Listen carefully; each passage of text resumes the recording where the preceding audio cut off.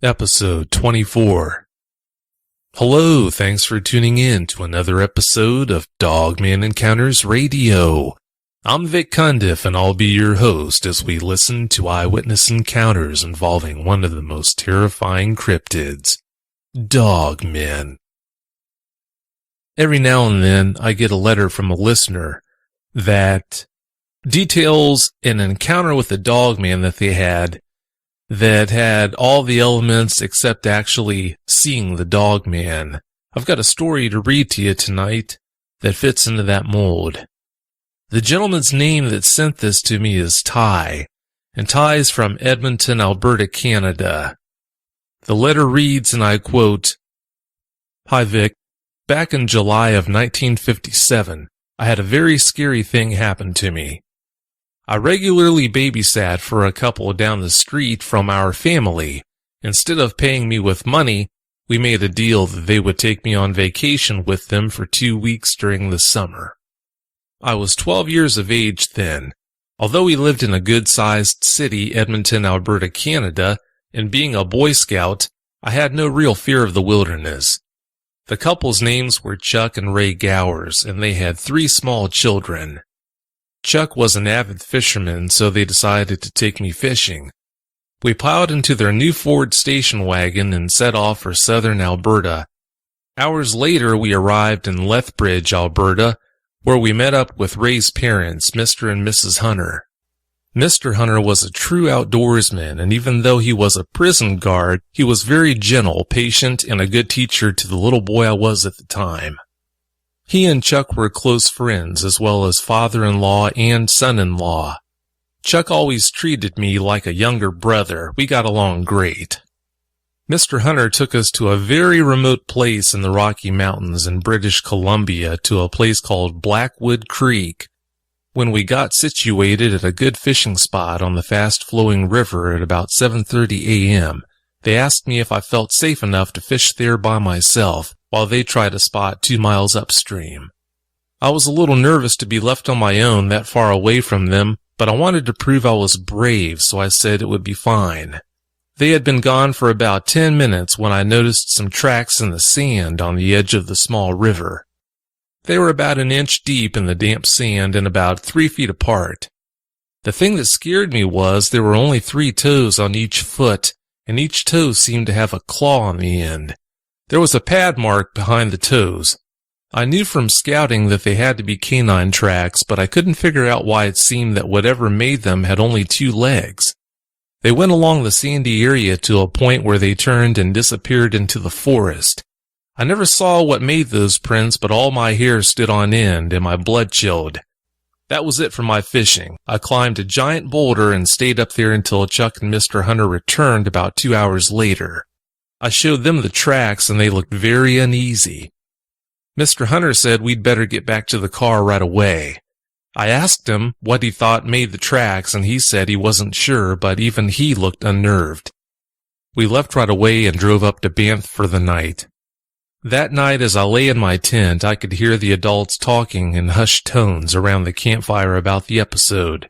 After that, it was rarely mentioned again, and certainly not around the 3 little Gowers children.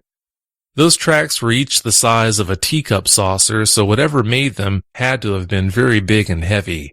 I've never forgotten that experience, and I hope I never experience it again. That was the singularly most frightening thing I've ever experienced." End of quote. Thanks for sending that story, Ty. Before I bring on tonight's guests, I want to mention something. I love interviewing dogman eyewitnesses from the continental U.S., but I'd like to bring on dogman eyewitnesses from abroad as well. If you've had a dogman encounter and you're from the UK, if you're from Australia, if you're from Canada, wherever you are, please get in touch and let me know. You can do so by going to dogmanencounters.com and submitting a report on your encounter. I'd love to hear from you.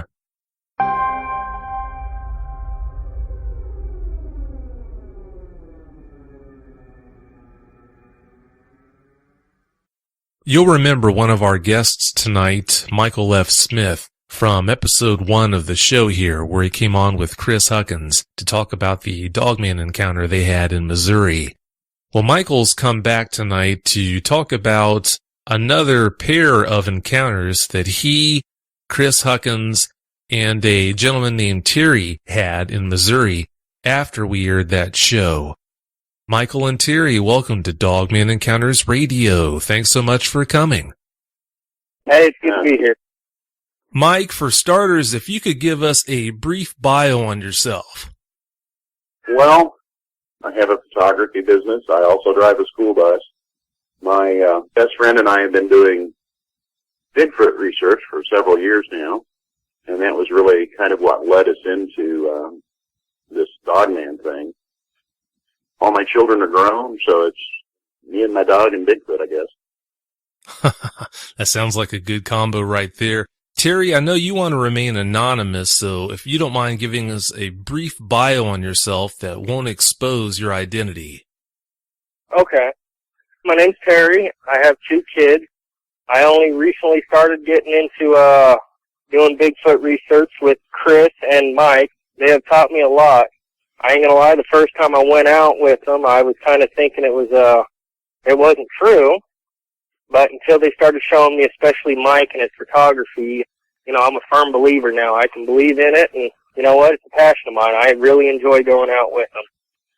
Mike, in case there are people listening to this show, which I'm sure there will be, people that haven't heard you talk about in episode 1 about the encounter that you had with Kris, would you mind giving a Cliff Notes version of the encounter the 2 of you had? Sure. That's the dicey one from an emotional standpoint. Yeah, we were, like I said, we've been doing Bigfoot research for quite a while, and we were in one of the research areas that we normally go to, and it was at night. We've discovered that Bigfoot are largely, not totally, but largely nocturnal, so we do a lot of stuff out in the woods at night. And we were sitting around the campfire, heard some noises down the hill from us, and saw some motion, so I went to investigate that. I came up to a stand of trees off to my right and saw something peeking out through the trees, and I was thinking Sasquatch, because that's what I was expecting, and then I started noticing that it just didn't look right, and had a snout and ears and things that I wasn't used to seeing. And I can tell you that it scared me a lot, which is unusual. I don't get scared in the woods very often. So I turned and did something I've never done before, and that was literally run back to camp. And Kris was back at the camp, and he really didn't, he thought I was losing my mind, I think. I'm pretty sure he did. And then in the woods up the hill a bit, over to our right, probably, 50, 60 feet away, this thing pokes out again, and Kris saw it. And at that point, he had a sidearm with him, and he yelled out, fired a couple of warning shots in the air, and then said that he was going to identify himself. We were thinking person or something, and shot at it. We think he hit it then, but we're not sure. But anyway, a few minutes, actually seconds later, directly across from our campsite, probably, 50 feet away, this thing came out of the woods again. And, again, Kris, I had it spotlighted, and Kris, once again, yelled, make sure it wasn't a person, said, I have a gun, I'm going to shoot, if you don't identify yourself, that sort of thing. And this thing basically charged out of the woods and started coming toward us. And I can tell you it looked anything in the world but friendly. The most malicious eyes I think I've ever seen in my life. Kris fired. At that point, it was probably 25 feet away from us. You could hear the rounds hit. You could hear them slap, see them hit. This thing staggered, turned, ran off into the woods, and we could hear it fall. And at that point, it was dark. We weren't going to try to track anything like that in the dark, so we packed up and headed off pretty quickly, then went back in the daylight. We could find, broken brush, that sort of thing. We could find the area where it fell, and we did find a couple of tracks and basically kind of tracked the thing into an area that goes into deep, deep woods, and we weren't going to try to follow anything there. But we found no body, no blood trail. And it took us the better part, I think, of a year before we even wanted to talk about it with one another. I mean, this was something so totally foreign to us. But that's pretty much the basic rundown. Terry, when those two came back talking about that encounter that they had with that Dogman, be honest now, what was your take on all that? I didn't believe it. I was skeptical about the situation. I'm the type of person, I gotta actually see it to believe it. I didn't believe it. One, I didn't think anything like that could really exist. You know, you watch the movies and it just doesn't make any sense. I was thinking that they had saw something else. I believed that they had saw something, but a Dogman, I didn't believe it at all. So I was really skeptical about the situation, about believing it, to be honest with you. Yeah, I don't think your response was any different than how most people would have responded to having someone come home and tell them about something like that. Unless you see one, it's just so hard to believe. I think that's only natural.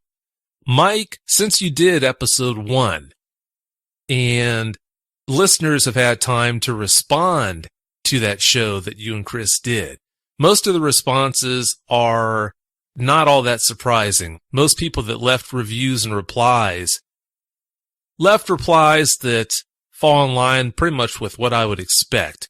But there have been some replies that, in my opinion, defy, common sense.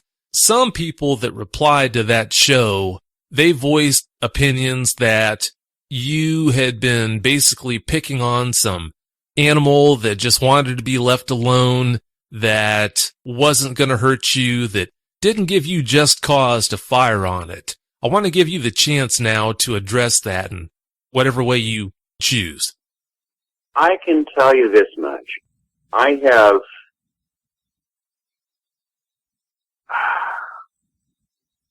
can think of only one other time in my life that I have felt that threatened, and that involved a human being, not an animal. But I spent a fair amount of time in the woods. I mean, I'm 60-something years old. The woods are not new to me. I've encountered wolves, I've encountered coyotes, I've encountered bobcats and mountain lions and Bigfoot.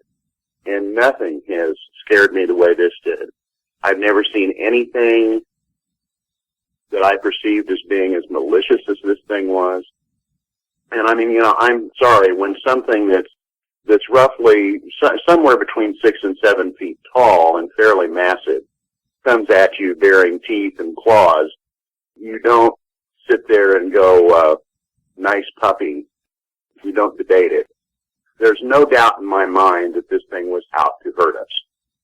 No doubt in my mind whatsoever. And the only thing I can say there is, if you weren't in the situation, maybe you can't appreciate what it was like.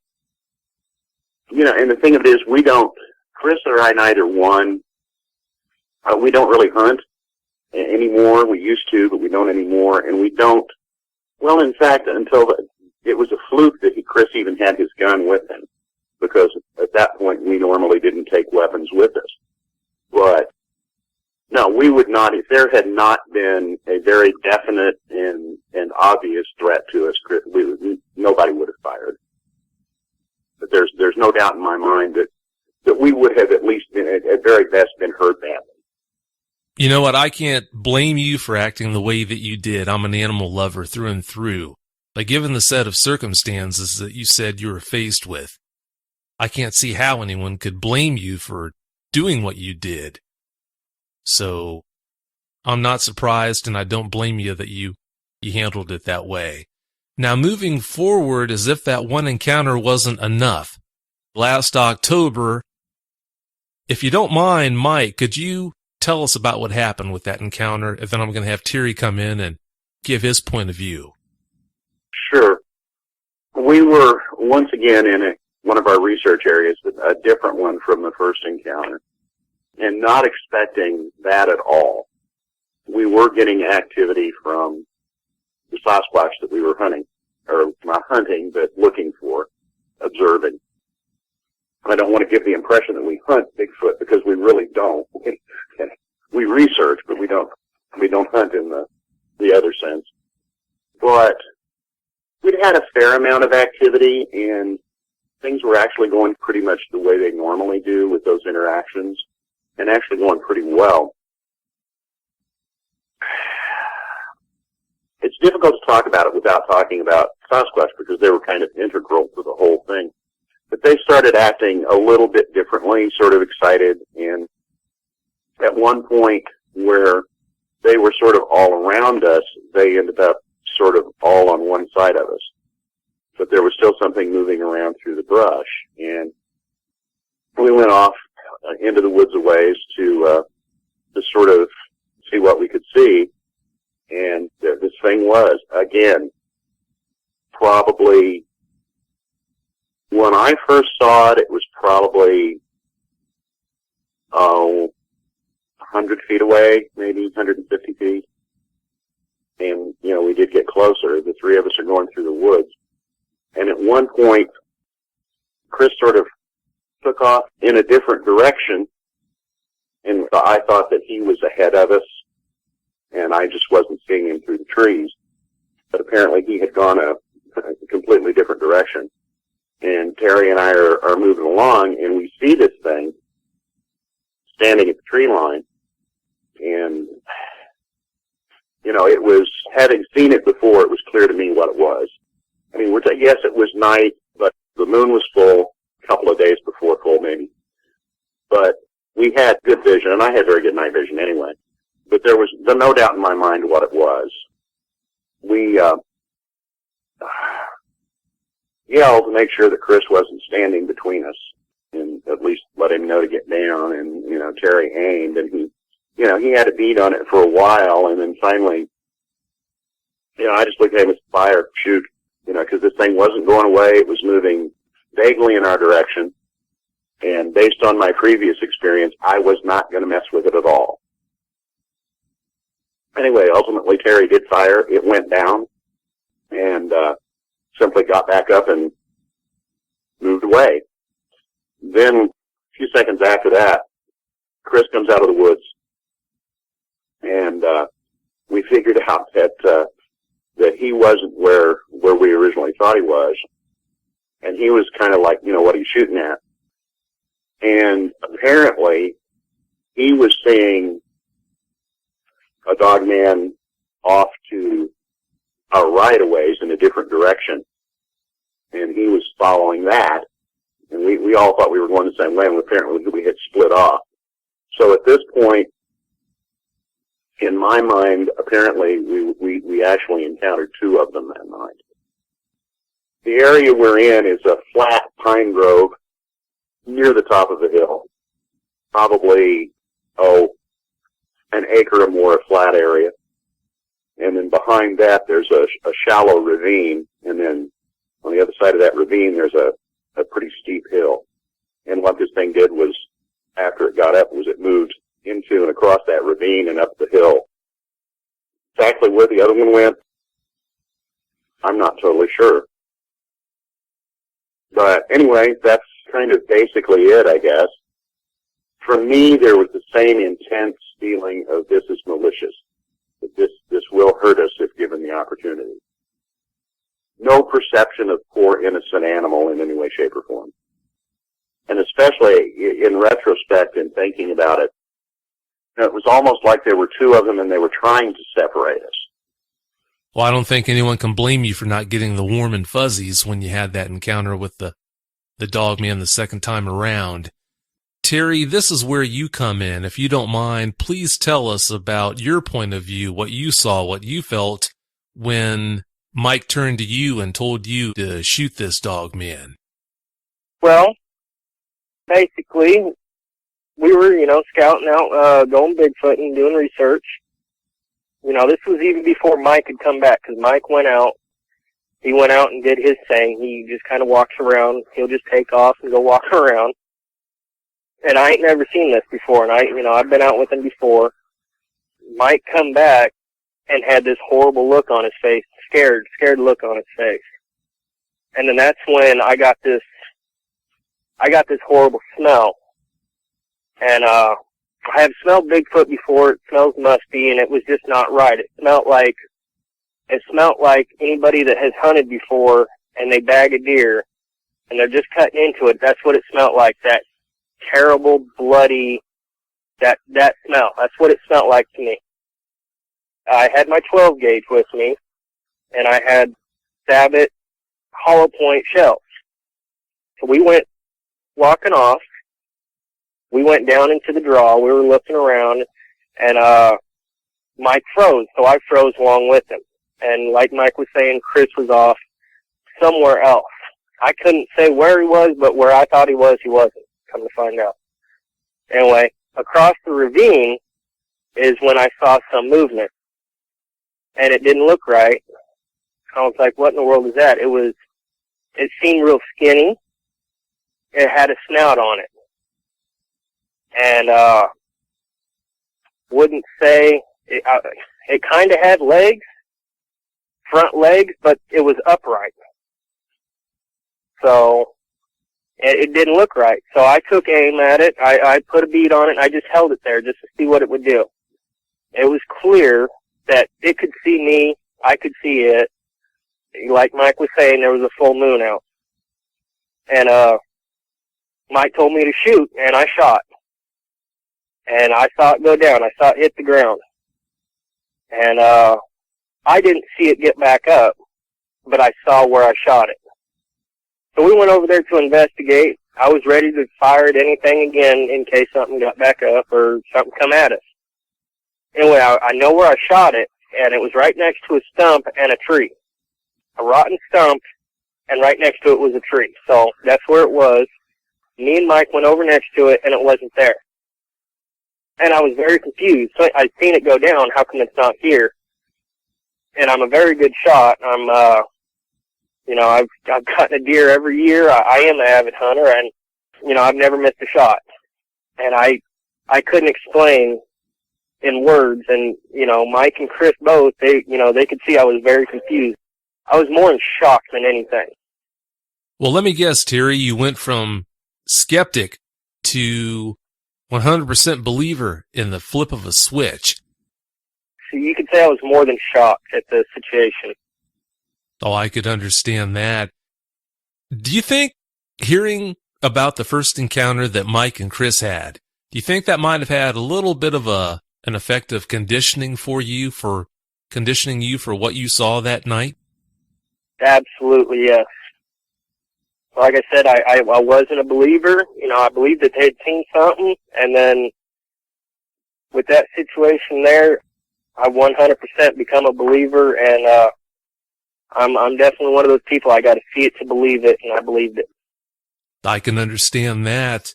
After you shot that Dogman, and Mike mentioned that he saw it head up to that pine grove, after that happened, what did you do? So, to be honest with you, I don't know. I was in complete shock, and nothing really was making sense. I remember walking over to where I shot it, and we even looked around a little bit, and Mike walked up the hill to the pine grove, and I was still standing there in that same spot, just kind of pondering where it could be. And I was looking for tracks. I was looking for any kind of blood trail, anything that a hunter would be looking for in the situation that he shot something and it got up and ran away. I've got you. Mike, when you went up to that pine grove looking for it, what did you see or what did you do up there? Actually, we've kind of got that reversed. We came out of the pine grove, and where it went, there's like I said, a sort of a shallow ravine, rocky, wet weather stream kind of thing, and then it goes uphill from there into really deciduous forest that gets pretty thick. And I just, I went a little ways up that way just to see if I could see anything, and I didn't see anything at all. But then we came back into the pine grove, which is where our camp was. I could see movement up the hill ahead of me, but I wasn't going to follow too far. I mean, at this point, in my mind, I have seen this thing taken down with a firearm twice, and it's gotten up and gone about its merry way. So I wasn't too avid about chasing it very far. No blood trail that I could find. Tracks are very difficult this part of the state where we're at, very hard-packed rocky ground, plus this pine grove area has a very deep carpet of pine needle litter. So really finding tracks is very, very difficult. You know, I could see broken twigs where something had gone through the brush, but no discernible tracks, and like I said, no blood trail that I could find. I'm used to, you shoot an animal that at least bleeds, but it was, I mean, the first encounter, I mean, you know, Kris shot it with a couple of 40 caliber hydroshock rounds, which I would have expected to really tear something up. And it didn't. This time around with the slug that Terry put into it, and I have no doubt that Terry hit it. You know, it baffles me that it got up and went away. Because again, I know that Terry is a good shot. I have no doubt that he hit it, and we were perhaps 100, 150 feet away from it at the most. And that's not a terrible distance to cover with a firearm, especially if you know what you're doing. So it was just almost inconceivable to me that this thing got up. I probably wasn't as stunned by that as I would have been if I hadn't been through the first encounter already. But the thing for me, you know, I was frightened of this thing to begin with. That did not do anything to quiet my fears. I can understand that. How similar in appearance was this second Dogman to the first one that you and Kris encountered? Oh, very, very. In fact, from the coloration, I would conjecture that it was probably the same one. Basically, same size, same conformation, configuration. Very dog-like hind legs, but standing upright. I have never seen this thing run on all fours. Having observed it a couple of times, I'm not sure it could really run on all fours all that efficiently, because the front legs, arms, whatever you want to call them, are long enough that I'm not sure it would be really efficient on four legs. The front limbs really seemed to me more arm-like and not really paws like a dog or a wolf would have paws. I mean, they're kind of like that, but the digits are kind of longer, more finger-like. But same thing, teeth. I cannot find a way to describe the eyes. I really can't find a way to describe the eyes other than just almost like they look through you.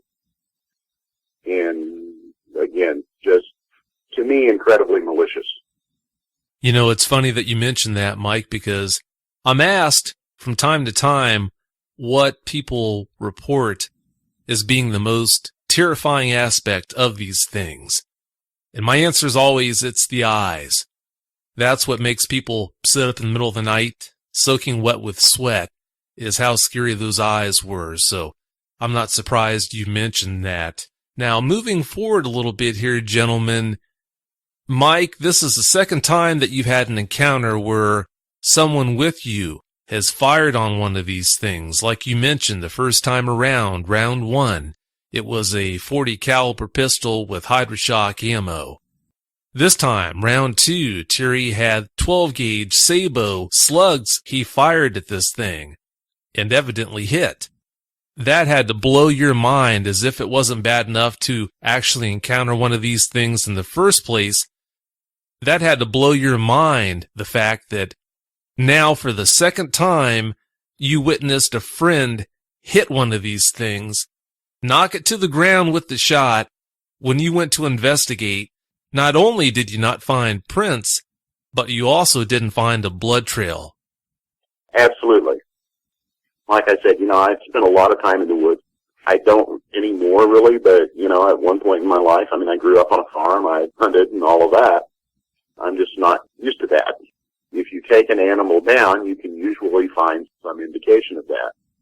Like I said, I found broken branches, I found leaves and stuff on the ground disturbed, so you could see that something moved through there and that something fell in a particular area, but nothing really to track it with. That is really strange. Terry, you were front and center when this happened. You know that you hit it. It dropped with your shot.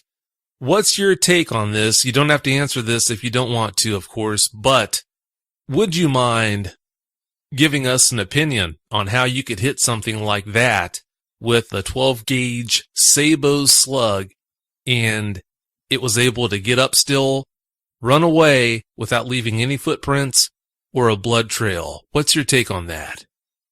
Like I said, it just doesn't make sense.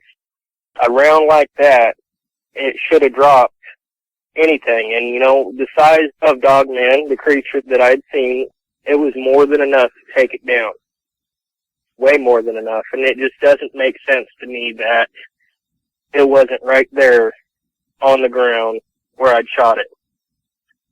You know, if I had even shot it in the leg, it would have at least, some kind of indication would have been left, some hair, blood. It's got to have blood in it. It's just, you know, it makes sense. And there wasn't any kind of blood, any kind of a blood trail to be seen. That is really hard to figure out how it could not have left any blood or any evidence behind like that. Moving forward, gentlemen, as if that encounter wasn't enough, I was told that you had another encounter a month later in November. Would you mind talking about that? I tend to wander out a bit from where our campfire is. Like I said, I have really very good night vision, but looking across the campfire really screws that up.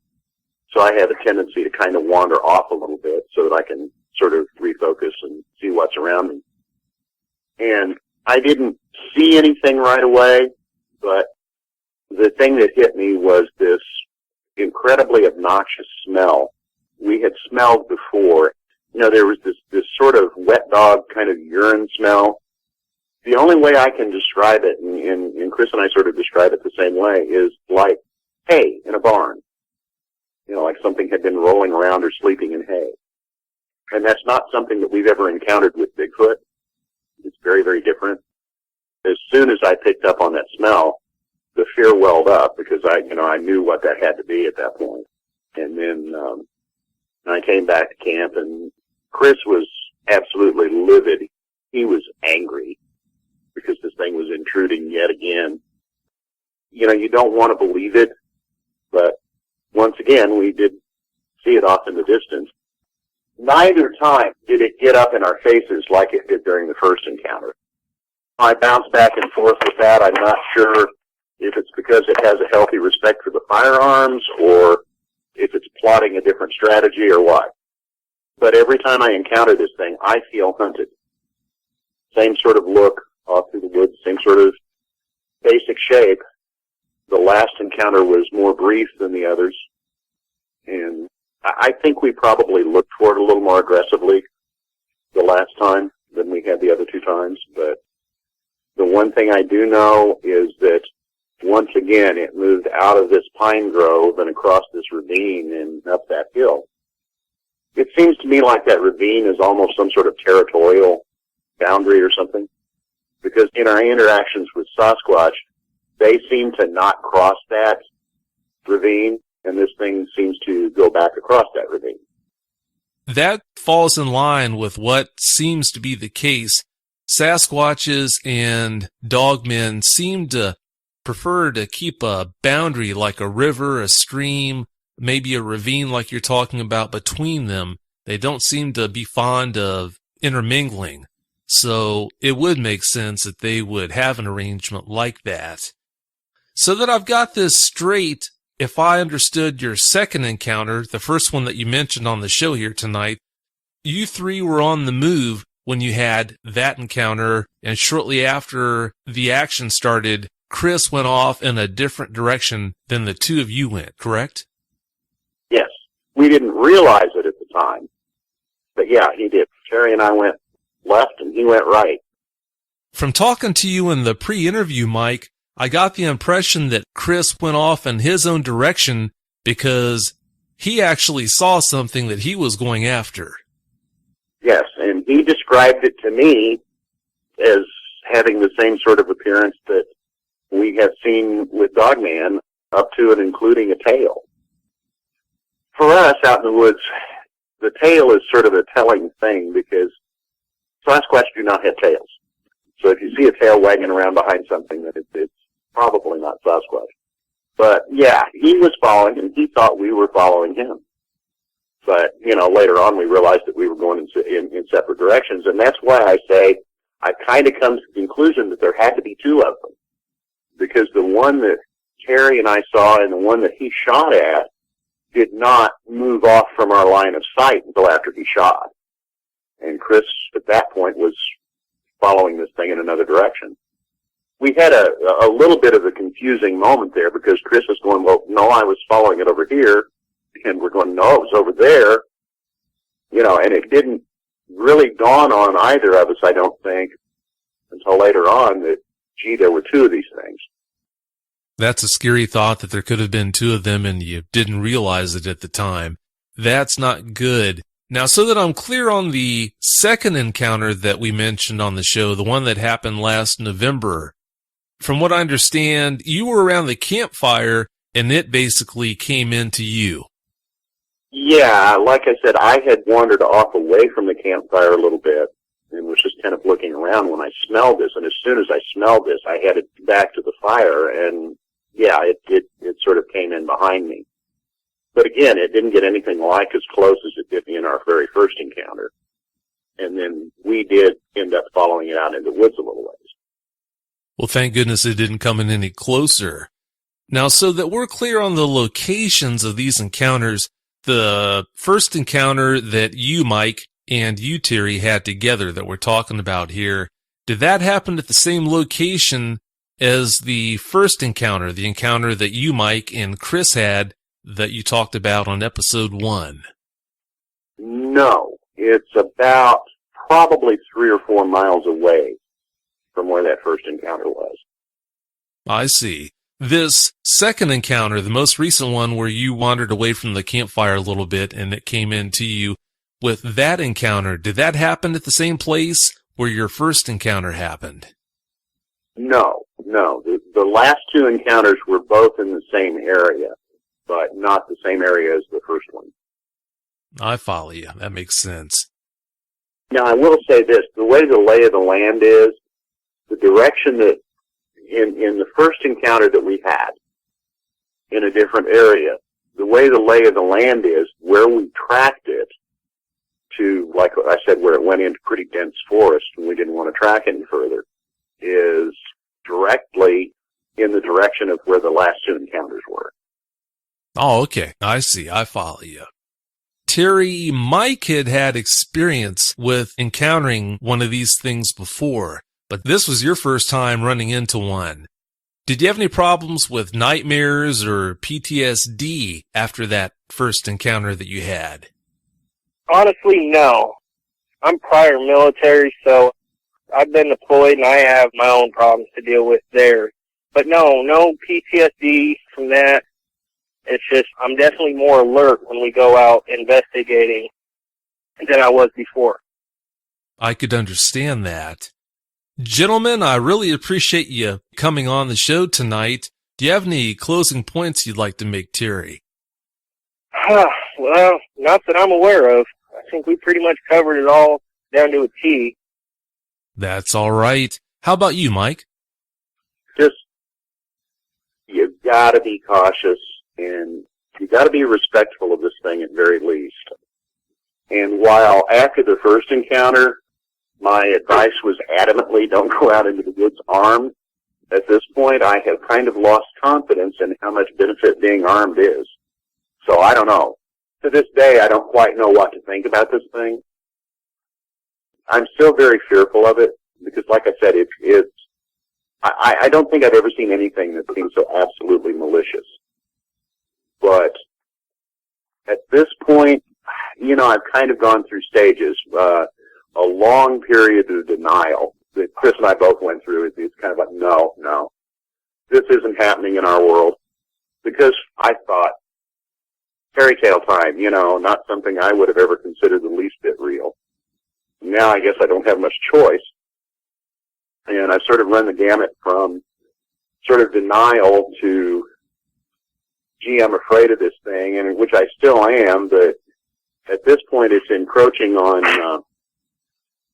the Bigfoot research, which is near and dear to my heart, so I'm also angry about it. But, you know, I don't think I can emphasize enough that this is not something you want to go out looking for to play with. There's absolutely no doubt in my mind whatsoever that next to human beings, this is probably the most dangerous creature I've ever encountered. And I don't feel like it's something to be messed with. I don't feel like it's something to play games with. I mean, I told you the other day that you know, I'm a photographer, and that's my thing. That's what I do. And, you know, I will, if given the opportunity to get this thing on film, I will. But I'm not going to give it the opportunity to tear me to shreds.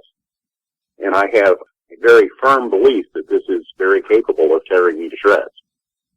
I'll just reiterate, it's not a fun and games kind of thing. Above and beyond being one of the most bizarre things I've ever seen in my life, you know, this thing is dangerous. I don't think anybody will ever convince me that it's not. I mean, since then I have read some things that suggest that these things in Bigfoot sort of go hand in hand and they're maybe kind of friendly. I can tell you that I absolutely do not believe that. The very first time that we encountered it, to this day I'm convinced we interrupted it while it was hunting down a juvenile Bigfoot. I've seen them back off from it. The last two times they didn't, but then they were there in a group and not as individuals. So where I'm going with that is if an animal that is easily 2 or 3 times my size is frightened of this thing, then I probably should be too. Really good words, Mike. Really good words. One last question for you, Terry, before we close the show out. You handle that encounter or those encounters far better than most people would and do. You said you don't have any problems with PTSD and nightmares also aren't an issue for you. I need to ask you this, though. When you go out into the woods, now that you know that they're out there, how has that changed your behavior out there? What you're willing to do, what you're not willing to do? Well, I don't know. I mean, I'm just a whole lot more aware of the situation than I was before, because when we went out before, I was aware of this, and I hadn't seen it. We were Bigfoot researchers, which, you know, I love doing. I love sitting around a campfire and just kind of waiting, and then all of a sudden a Bigfoot will come up, and that's when it gets exciting. But now I'm more, you know, it does put a strain on things now, because I'm not only sitting around a campfire, I'm also being aware of my 360 degrees, watching and listening for something else that might not be, and even smelling for something that shouldn't be there. That makes good sense. Well, gentlemen, again, I can't thank you enough for coming on the show tonight. Thank you. Thank you. No problem. I really do appreciate it. Well, both of you, don't be strangers, okay? All right. You got it. Well, have a great night. All right. You too. You too. Thank you. Talk to you later. Bye. Bye.